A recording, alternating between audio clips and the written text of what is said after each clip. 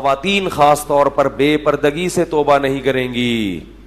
کتنے باریک لباس ہوتے چلے جا رہے ہیں خواتین کے, جو مردوں کے بے شرم ہونے کی دلیل ہے. اتنے باریک. ایک پٹھان کا واقعہ ہے نا, اس کے پاس ایک خاتون گئی دکان سے کپڑا لینے کے لیے کہ یہ تھوڑا سا مجھے شلوار کا کپڑا چاہیے. اس نے دے دیا. اس نے کہا تھوڑا اور باریک چاہیے. شلوار کا کپڑا کیسا ہے؟ باریک.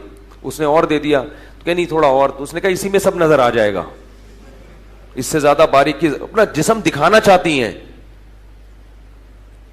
کیسے بےہودہ لباس آ رہے ہیں, اچھی بڑی بڑی داڑیاں ہیں, پگڑیاں ہیں, تبلیغ میں بھی وقت لگ رہا ہے, حج بھی ہو رہے ہیں, عمرے بھی ہو رہے ہیں. بیٹیوں کا لباس دیکھو تو انسان زمین میں گڑ جاتا ہے شرم سے.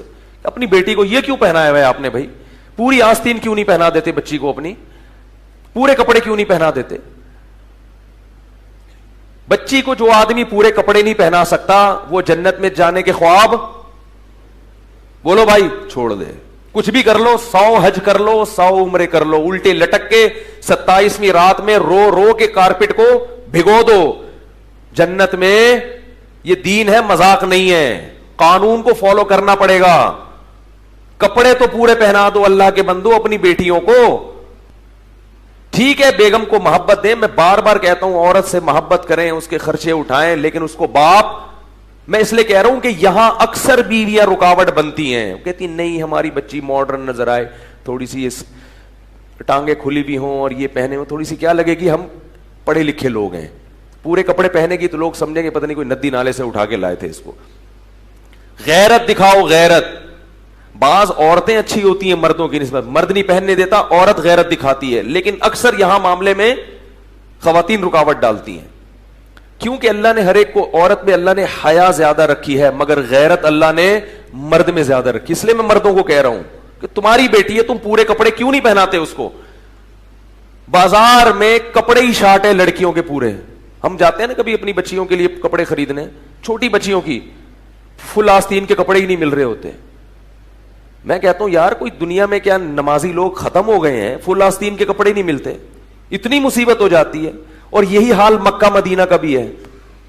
سعودی عرب سے ہمارے ایک دوست ہماری بھتیجی کے لیے کچھ کپڑے لے گفٹ میں لانا چاہتے تھے, کہتے ہیں پوری مارکیٹیں تلاش کر لیں, کوئی شلوار قمیض نہیں ملی. مکہ مدینہ میں پینٹیں بک رہی ہیں لڑکیوں کے لیے, پتلونیں بک رہی ہیں. عربوں کا کلچر واٹ لگ گئی ہے, اس کلچر کو فالو مت کرو. یہ وہ اسلام کا کلچر نہیں ہے جس پہ عرب لوگ چل رہے ہیں. ان کی جو عورتوں کے بےہودہ لباس, ہاں علماء صلحاء ایسا نہیں کرتے, ہم مانتے ہیں, لیکن جو عرب کی عوام ہے عیاشی کی وجہ سے ان کی عورتوں کا لباس بےہودہ بن چکا ہے. ہماری خواتین بھی اسی لباس کو فالو کر رہی ہے. تو میرے بھائی جنت میں جانے کے خواب بولو بھائی چھوڑ دو. نامحرم کے سامنے آپ کو اپنے جسم کو چھپانا پڑے گا. اور اپنی بیٹیوں کو, ہاں بیٹی بالغ ہو گئی, کنٹرول سے باہر ہو گئی, کسی کی بیٹی بے پردہ گھوم رہی ہو, میں اس سے بدگمان نہیں ہوتا. ہو سکتا ہے کہ باپ نے محنت کی ہو اور بیٹی نے اس کو قبول نہ کیا ہو, باغی ہو گئی ہو, باغی بھی ہو جاتی ہیں. لیکن نابالغ بچی بہرحال آپ کے کنٹرول میں, جب تک 13 سال کی ہے تو اس وقت تک تو آپ کے کنٹرول میں ہے نا وہ.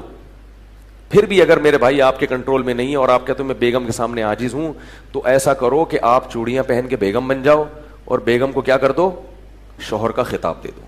کیونکہ آپ کما کما کے کھلا بھی رہے ہو اور اتنی بھی نہیں گھر میں چلا سکتے کہ اپنی بچوں کو آپ دوپٹہ اڑوا دو.